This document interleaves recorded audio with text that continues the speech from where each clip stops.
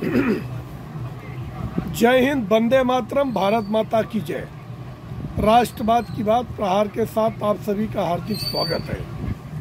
दोस्तों, आज पूरा देश गमगीन है। सच में देश ने आज अनमोल रतन खो दिया है। आंखें नम है और बड़ी बड़ी हस्तियों ने आज टाटा रतन जी को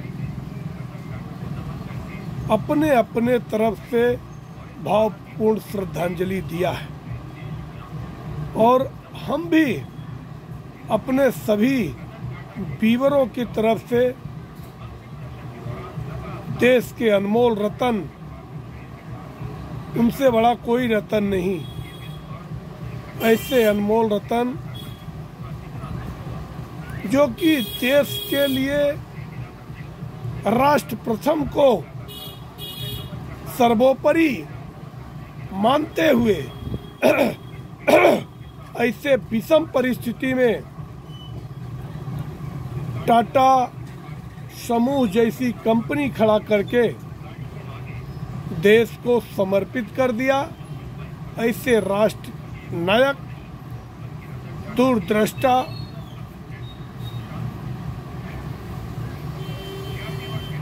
रतन टाटा जी को अश्रुपूरी श्रद्धांजलि अर्पित करता हूँ। ईश्वर उनको अपने श्री चरणों में स्थान दे। मगर एक चीज है कि ईश्वर भी ऐसे लोगों को जल्दी बुला लेता है। अभी इतनी क्या जल्दी थी, आपको तो और भी देश के लिए आपकी जरूरत थी, आपको और भी लंबी उम्र मिलनी चाहिए थी। कोरोना काल में सबसे पहले देश के लिए अगर किसी ने दरिया दिली दिखाया, 1500 करोड़ का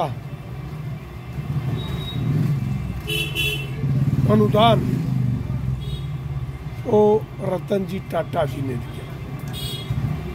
तो देश आपका ऋणी है और ये अपूर्णी क्षति है जो कि कोई पूर्ण नहीं कर सकता है।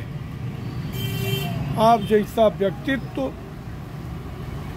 अब देश को, राष्ट्र को मिलना बहुत असंभव है। अब आओ रतन जी के जीवन के बारे में थोड़ा सा संक्षेप में आप लोगों को बताना चाहता हूं कि जो न्यूज़ चैनल पे नहीं देखे होंगे या जिसको ज़्यादा समय नहीं मिला होगा, तो मेरा आग्रह है कि आप पूरा वीडियो देखिए और रतन जी के जीवन के बारे में संक्षेप में प्रकाश डालता हूं। एक जमशेदपुर टाटा में पारसी परिवार में पैदा हुए थे 1937 में और उसके बाद मुंबई चले आए। प्राथमिक पढ़ाई मुंबई में हुई और बाद में अमेरिका चले गए।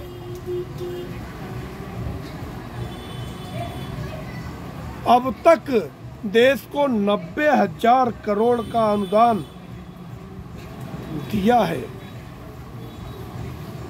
और 2090 से 2012 तक टाटा ग्रुप के चेयरमैन रहे। उन्होंने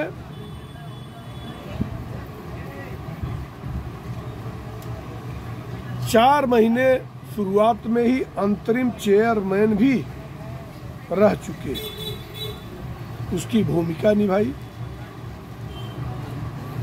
उनकी उपलब्धियों में सबसे बड़ी उपलब्धि कि आम जनमानस के लिए 1 लाख की नैनो कार, ये योजना उन्होंने बना के सरप्राइज दिया और बाद में उसी नैनो कार के लिए इतना शीत युद्ध शुरू किया ममता बनर्जी ने और टाटा की कंपनी को कलकत्ता में लगाने नहीं दिया। और बाद में उस समय के तत्कालीन मुख्यमंत्री गृह राज्य गुजरात, हिंदू हृदय सम्राट नरेंद्र मोदी जी ने इनको बाहें फैला के बुलाया और स्वागत किया, लाखों लोगों को रोजगार दिया और नैनो, सच में नैनो लोगों के नैनो में बस गई, क्योंकि गरीब लोगों को बाइक के भाव में 4 चक्का देने का काम किया तो टाटा मोटर्स ने किया। बाद में फोर्ड समूह की लग्जरी कार बनाने वाली कंपनी जगुआर और लैंड रोवर को भी उसकी खरीद की मुहिम रतन टाटा ने शामिल किया और उद्योग जगत के महानायक रतन टाटा जी का निधन देश के लिए एक अपूर्णीय क्षति है। उन्होंने न केवल टाटा समूह को नई ऊंचाइयों पर पहुंचाया, बल्कि भारतीय उद्योगों को वैश्विक मंच पर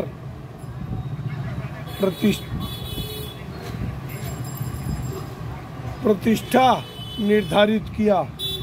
उनकी अगुवाई में टाटा समूह ने कई ऐतिहासिक अधिग्रहण किए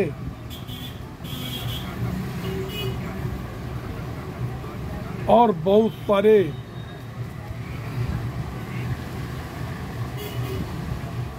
महत्वपूर्ण योगदान किया।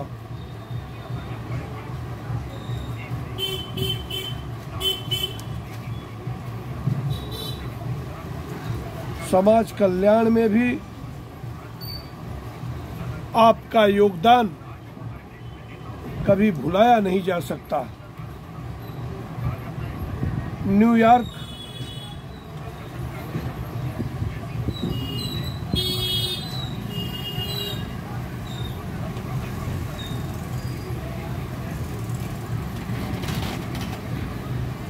वर्तमान में टाटा समूह की कमान एन चंद्रशेखर के हाथ में सौंप दिया।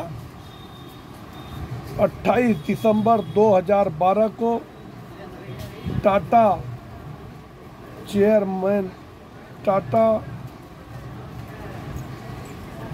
से रिटायर्ड हुए। 1973 में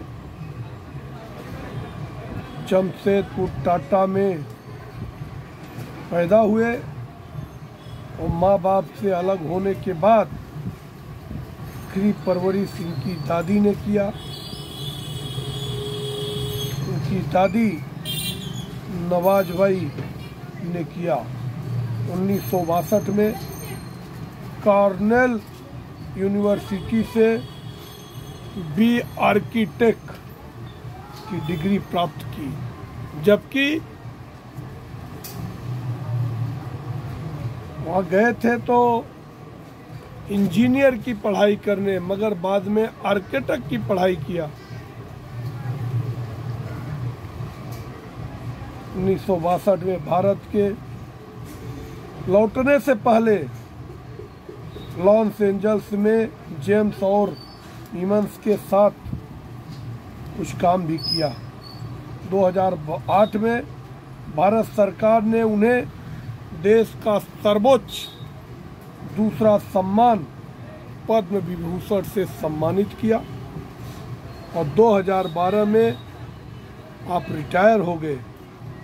1975 में हार्वर्ड बिजनेस स्कूल से एडवांस मैनेजमेंट प्रोग्राम की मैनेजमेंट की शिक्षा प्राप्त की। 1991 से 2012 तक टीसीएस का कमान संभाला। ऑटोमोबाइल से लेकर स्टील तक की विभिन्न कंपनी टाटा उद्योग में पहले टाटा समूह की कमान संभाली।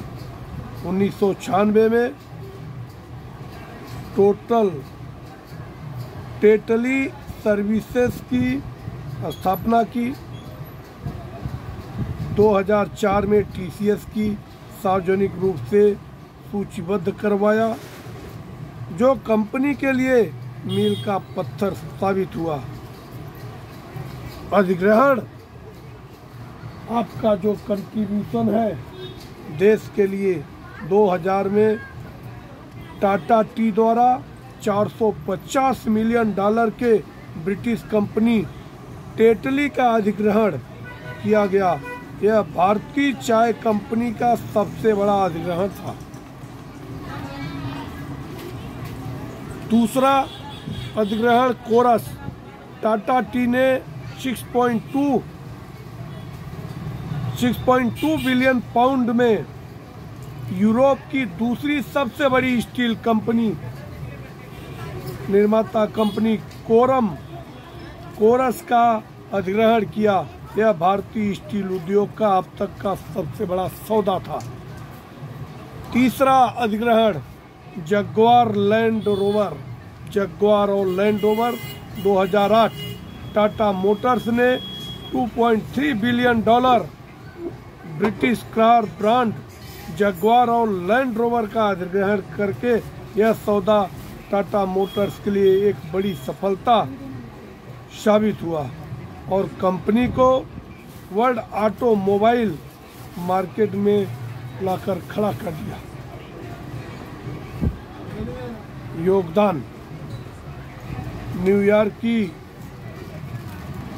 कॉर्नेल यूनिवर्सिटी को करोड़ों का दान किया। टाटा ट्रस्ट की तरफ से $50 मिलियन का दान किया। आज की तारीख के हिसाब से 374 करोड़ के आसपास होती है। और कॉर्नेल विश्वविद्यालय ने इनकी मृत्यु के बाद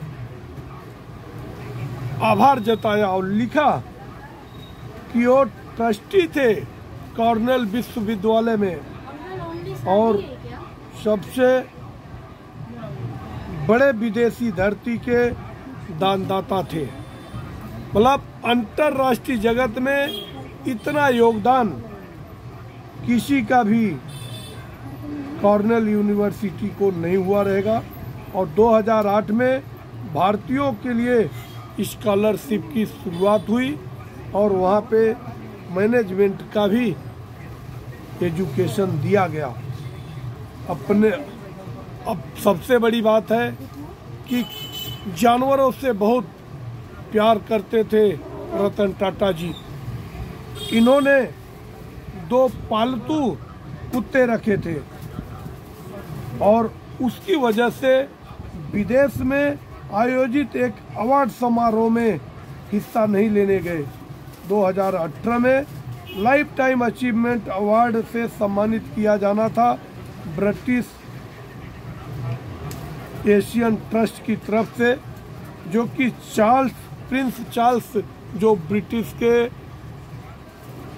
राजा थे उनके हाथों सम्मानित होना था। मगर इनके 2 कुत्ते टैगो और टीटो दोनों में से कोई एक बीमार था, तो पहले इन्होंने तो निमंत्रण स्वीकार किया था मगर बाद में गए नहीं। और जब ये नहीं गए, अपनी असमर्थता जताए कि हमारा एक दोस्त बीमार है और मैं अपने दोस्त को छोड़ के नहीं आ सकता हूँ, तो इसकी प्रिंस चार्ल्स ने बहुत तारीफ की। और 2018 में शांतनु नायडू नाम का बालक जो कि जानवरों में रुचि रखता था, वो इनका एक करीबी, इतने कम उम्र में इनका एक करीबी दोस्त हुआ, जो कि ये उसको अपना असिस्टेंट बनाए और बाकी अपना पूरा कारोबार एन चंद्रशेखरन को सौंप दिए। ऐसे निष्काम कर्मी रतन टाटा जी, जो देश के लिए सच में अनमोल रतन थे, उनको एक बार फिर से सत प्रणाम करते हुए कोट कोट प्रणाम, भावपूर्ण श्रद्धांजलि देता हूँ। ईश्वर आपको अपने श्री चरणों में स्थान दे। जय हिंद, वंदे मातरम, भारत माता की जय। आप लोग हमारा वीडियो कैसा लगा, आप अपने कंटेंट में आकर, आप कमेंट सेक्शन में आके अपने विचार रखें और वीडियो को ज़्यादा से ज़्यादा सब्सक्राइब करें, शेयर करें। धन्यवाद।